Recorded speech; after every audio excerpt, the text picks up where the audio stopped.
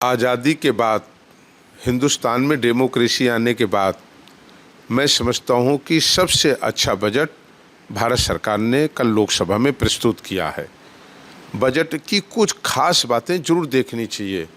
अब ये अलग बात है कि जिनके चश्मे का लेंस ही गड़बड़ है उन्हें उसे नहीं दिखाई देगा। भारत की सबसे बड़ी आबादी है अन्नदाता किसान, 62.6%। आप बजट को देखिए, बजट में एक जगह नहीं अनेक जगह उत्तर प्रदेश, देश, संपूर्ण राज्यों के किसानों और अन्नदाताओं की चिंता की गई है।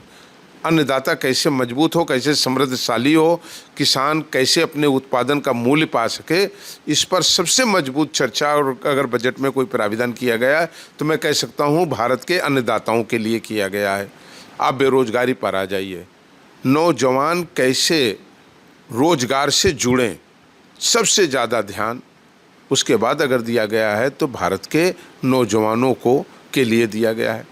एक योजना हो तो हम आपको गिनाएं, नौजवान कैसे लघु उद्योगों की ओर जुड़े, नौजवान जब रोजगार में जाए तो उसे क्या मिलना चाहिए, क्या नहीं मिलना चाहिए, इस पर बहुत चर्चा की गई है। नौजवान प्रेरित कैसे हो रोजगार से जुड़ने के लिए, इस पर चर्चा की गई है।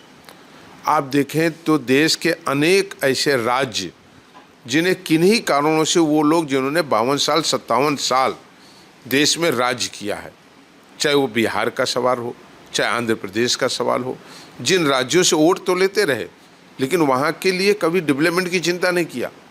इतना बड़ा पैकेज वहाँ के डेवलपमेंट के लिए भी देने का काम किया गया है। अगर आप देखें अल्प आय और मध्यम श्रेणी के लोगों को टैक्सेशन में जो छूट दी गई है, आप पेट्रोल और डीजल के रेटों को अगर आप देखें तो उसमें छूट दी गई है। गैस के सिलेंडर कम कैसे हो इसकी भी छूट दी गई है। टमाटर भी कैसे सस्ता हो इस पर भी चिंता व्यक्त किया गया है और उसको भी कम किया गया है। तो मैं कह सकता हूं कि जो बजट है, इस बजट पर सबसे ज़्यादा जो ध्यान दिया गया है वो भारत के अन्नदाताओं, बेरोजगारी को दूर करने के लिए नौजवान, घरेलू महिलाएं और मध्यम श्रेणी के और अल्प आय के लोगों को सबसे ज़्यादा प्रोत्साहित करने का काम इस बजट में किया गया है। अब वो ठीक बात है कि विरोध के लिए विरोध करना है, तो भारत में लोकतंत्र है, स्वतंत्रता है, किसी को अपनी नेतागिरी को चमकाने के लिए तो ये बोलना ही है। लेकिन आप कल्पना करिए, जो लोग आज ये कहते हैं कि सरकारी पैसे से गरीबों को अनाज दिया जा रहा है, हम उनसे पूछना चाहते हैं जब वो सरकार में थे और 1 2 दिन 10 साल 15 साल 20 साल नहीं रहे, 50 साल रहे, उन्होंने क्यों नहीं चिंता किया कि जो आज लोग आज भी भूखे मर रहे हैं, उनको 2 जून की रोटी नहीं मिले, उन्हें फ्री अनाज उस सरकारी पैसे से क्यों नहीं दे दिया।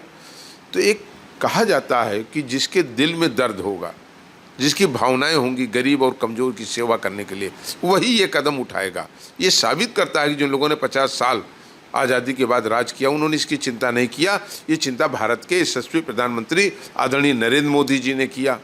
तो जो भारत के माननीय प्रधानमंत्री जी ने किया है वो कहीं ना कहीं आज देश की जनता उसकी सराहना कर रही। मैं इस अच्छे बजट के लिए भारत के यशस्वी प्रधानमंत्री, भारत के गृह मंत्री जी को और भारत की आदरणीय वित्त मंत्री जी को बहुत धन्यवाद और साधुवाद देता हूं कि उन्होंने संपूर्ण भारत में रहने वाले 135 करोड़ लोगों की चिंता करके इस बजट को बनाने का काम किया, जो आने वाले दिनों में निश्चित रूप से भारत को दुनिया के तीसरे आर्थिक मजबूत देश की श्रेणी में ला करके खड़ा करेगा।